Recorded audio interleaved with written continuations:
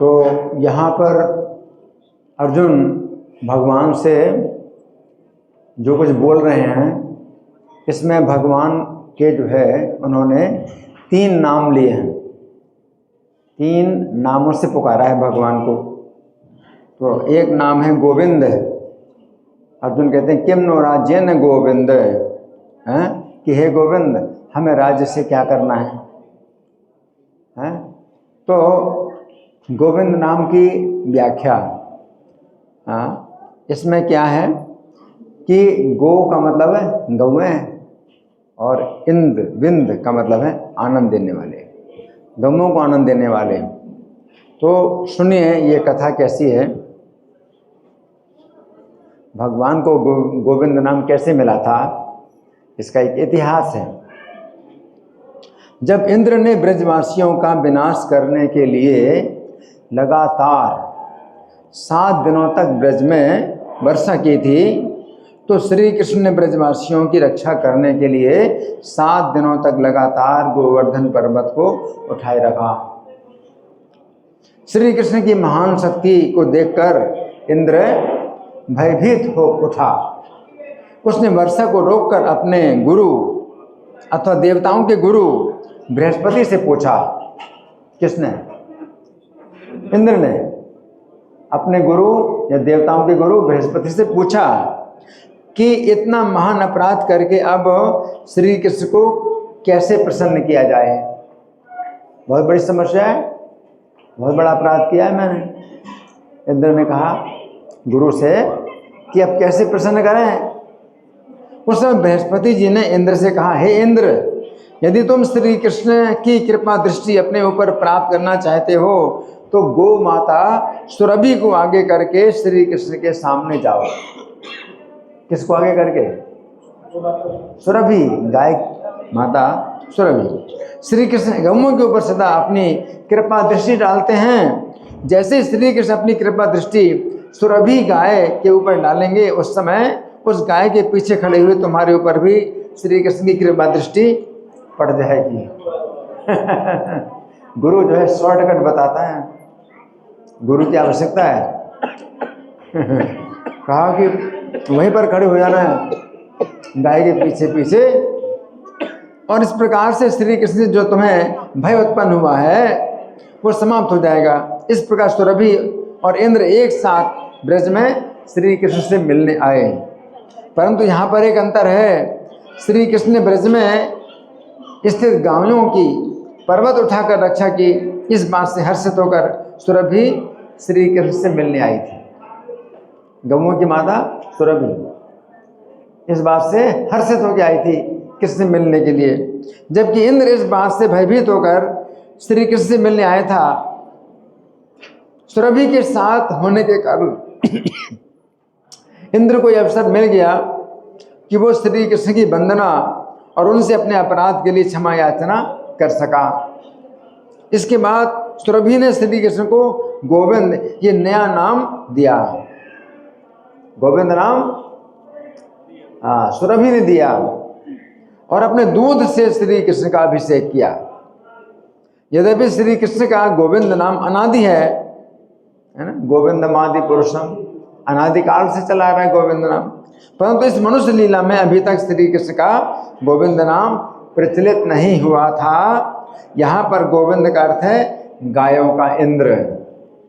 श्री कृष्ण गायों के इंद्र हैं, अर्थात गायों को आनंद प्रदान करने वाले हैं। सुरभि ने जब अपने दूध से श्री कृष्ण का अभिषेक किया था तो वो दूध जिस स्थान पर एकत्रित हुआ वो विशेष रूप से गोविंद कुंड कहलाया है। तो गोविंद नाम तो भगवान का बहुत प्राचीन है, अनादिकाल से, लेकिन मनुष्य लीला में ये गोविंद नाम कब मिला? सुरभि गाय ने उनको गोविंद। उन्होंने कहा, सुरभि ने कहा कि इंद्र जो है देवताओं के इंद्र अगर हैं तो हुआ करें, हमारे इंद्र आप हैं। इस प्रकार से गोविंद नाम, ये घटना जिसमें श्री कृष्ण को गोविंद नाम दिया गया था अत्यंत महत्वपूर्ण थी, क्योंकि इसमें हर्षोल्लास से भरे हुए संपूर्ण देवता, गंधर्व और किन्नर ऋषियों का साथ लेकर वेद मंत्रों के उच्चारण पूर्वक पुष्प वर्षा करते हुए श्री कृष्ण की स्तुति कर रहे थे इस कारण से श्री कृष्ण को गोविंद कहा जाता है। अच्छा, अब दूसरा नाम है मधुसूदन। अर्जुन ने क्या कहा? एतान हम तुम इच्छामि घृणतोपि मधुसूदन, कि अगर ये मुझे मार डालें तो भी मैं इनको नहीं मारना चाहता, हे मधुसूदन ना। तो मधुसूदन का मतलब है मधु असुर का वध करने वाले। तो यहाँ पर मधु का अर्थ है मधु नामक असुर, और सूदन का अर्थ है वध करने वाला। श्री कृष्ण ने सृष्टि के प्रारंभ में मधु नामक एक असुर का वध किया था। किसका वध किया था? मधु नाम के असुर का वध किया था, इसलिए श्री कृष्ण को मधुसूदन कहा जाता है। वास्तव में तो ये 2 असुर थे। कितने थे? 2 असुर थे जो गर्भोदक साई विष्णु के दोनों कानों के मैल से उत्पन्न हुए थे। भगवान के दोनों कानों के मैल से उत्पन्न हुए थे। इनके नाम थे मधु और कैटभ। ये दोनों उत्पन्न होते ही अत्यंत बलवान हो गए, उत्पन्न होते ही बलवान हो गए। वो कमल के आसन पर बैठे हुए ब्रह्मा जी को डराने लगे। जब ब्रह्मा जी की प्रार्थना से भगवान जागे तो भगवान के तेज को देखकर ये दोनों अत्यंत प्रभावित हुए और इन्होंने भगवान से कोई वर मांगने को कहा। देखो, भगवान के कानों के मैल से पैदा हुए और भगवान को देख करके बड़े हर्षित हुए। कहते आप हमसे वर मांगो, भगवान से बोले। क्योंकि भगवान असुरों से कभी भी मित्रता नहीं करते। भगवान असुरों से कभी भी मित्रता नहीं करते, है ना। तो हम लोग तो बड़े प्रभावित हो जाते हैं, भाई बहुत अच्छा आदमी है, बहुत अच्छा आदमी है। लेकिन भगवान असुरों से मित्रता नहीं करते। अतः भगवान ने इनसे वर मांगा, तुम दोनों मेरे हाथों से मारे जाओ, मुझे ये वरदान दो। भगवान ने क्या वर मांगा? तुम दोनों मेरे हाथों से मारे जाओ। अपने प्राणों को संकट में देखकर इन्होंने भगवान के साथ एक शर्त रखी, हम दोनों को आप किसी ऐसे स्थान पर मारिए जहां पर जलना हो। तो उन्होंने क्या कहा? ठीक है, आप हमको मारो, लेकिन ऐसे स्थान में मरो जहां जलना हो। चूंकि उस समय पृथ्वी नहीं थी, उस समय पृथ्वी नहीं थी, केवल जल ही जल था। अतः इन दोनों ने सोचा कि इस प्रकार की शर्त से भगवान इन दोनों को मार नहीं सकेंगे। मतलब ऐसा पानी तो कहा कि जहां पानी ना हो वहां मारो, क्योंकि ऐसा कोई भी स्थान नहीं था जहां पर जल ना हो। परंतु भगवान के पास असुरों को मारने के अनेक उपाय हैं। भगवान के पास बहुत उपाय हैं। भगवान ने इनकी शर्त स्वीकार कर ली और इन दोनों के सिरों को अपनी जंघा पर रखकर अपने चक्र से इन दोनों के सिरों को काट डाला। पृथ्वी नहीं है तो अब क्या हुआ? भगवान ने अपनी जंघा पर रखा उन दोनों के सिरों को और चक्र से काट डाला। इनकी मृत्यु के बाद इनके शरीर के मैदे से ही ये पृथ्वी बनी है, इसलिए पृथ्वी का एक नाम मेदिनी है। क्या नाम है? मेदिनी। हाँ, तो देखो इस पृथ्वी का इतिहास जिस पर आप बैठे हैं, पता होना चाहिए। ये पृथ्वी का इतिहास है कि पानी ही पानी था, पृथ्वी थी नहीं। तो इनको मार करके भगवान ने जो है इनके शरीर से ही पृथ्वी बनाई और मेदे से बनाई, इसलिए मेदिनी। पृथ्वी का नाम है मेदिनी। पृथ्वी नाम तो बहुत बाद में पड़ा। पृथु महाराज ने अपनी पुत्री के रूप में स्वीकार किया, तो पृथु की पुत्री होने के कारण पृथ्वी कहलाई। तो पृथु महाराज के कारण पृथ्वी का नाम पड़ा। लेकिन ये तो ब्रह्मा जी जब उत्पन्न हुए थे उस समय की बात है,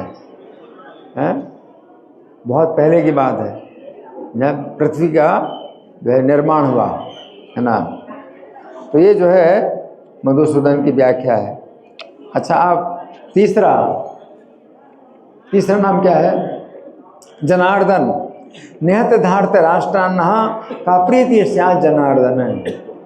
यह जनार्दन, धृतराष्ट्र के पुत्रों को मार करके हमें क्या सुख मिलेगा?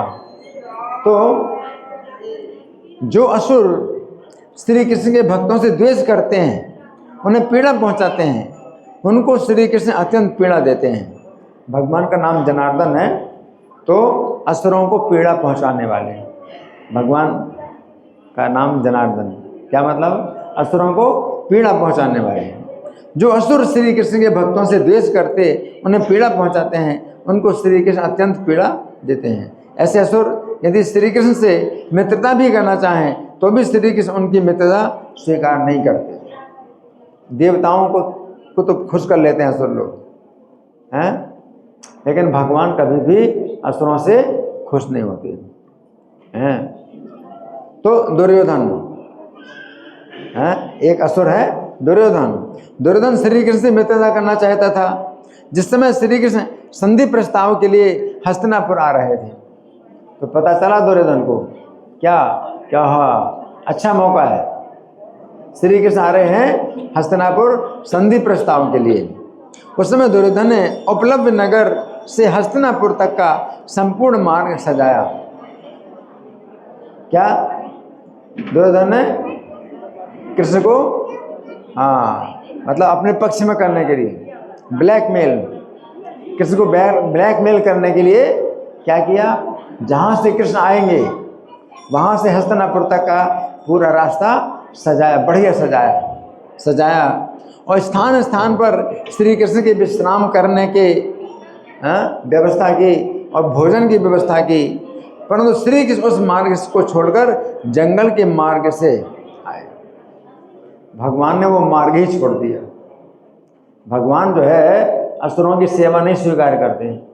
अब सोचो उसने कितना खर्चा किया था, जहाँ से कृष्ण आएंगे हस्तिनापुर तक पूरा रास्ता सजाया और जगह जगह विश्राम की और भोजन की व्यवस्था की, और भगवान उस रास्ते से गए ही नहीं, भगवान जंगल के रास्ते से गए, है ना। तो जंगल के मार्ग से रथ पर बैठकर रखे आए। श्री कृष्ण के इस व्यवहार से दुर्योधन को बहुत पीड़ा हुई, बहुत बुरा लगा, दुर्योधन को बहुत बुरा लगा, है ना। तो भगवान असुरों को पीड़ा देते हैं, क्योंकि वे भक्तों को पीड़ा पहुंचाते हैं तो भगवान असुरों को पीड़ा पहुंचाते हैं। तो दुर्योधन को बहुत पीड़ा पहुंचाई। इससे भी अधिक पीड़ा दुर्योधन को तब हुई जब श्री कृष्ण ने दुर्योधन के महल में जाकर भी उसके भोजन को स्वीकार नहीं किया। और कष्ट, उसने क्या किया, 56 प्रकार के भोग बनवाए कृष्ण के लिए। क्यों? ताकि कृष्ण को अपने पक्ष में कर लें और पांडवों को जीवन भर के लिए क्या करें, जंगल में रहना पड़े। पांडव जीवन में जंगल में रहेंगे। इसी प्रकार नरसिंह भगवान भी, नरसिंह अवतार में भी भगवान ने क्या किया, नरसिंह भगवान भी हिरण्यकशिपु के साथ युद्ध करते समय उसके साथ बहुत देर तक खेलते रहे। जिस प्रकार हिरण्यकशिपु ने प्रहलाद जी को पीड़ा पहुंचाई थी, उसी प्रकार नरसिंह देव भी बहुत देर तक हिरण्यकशिपु को पीड़ा पहुंचाते रहे।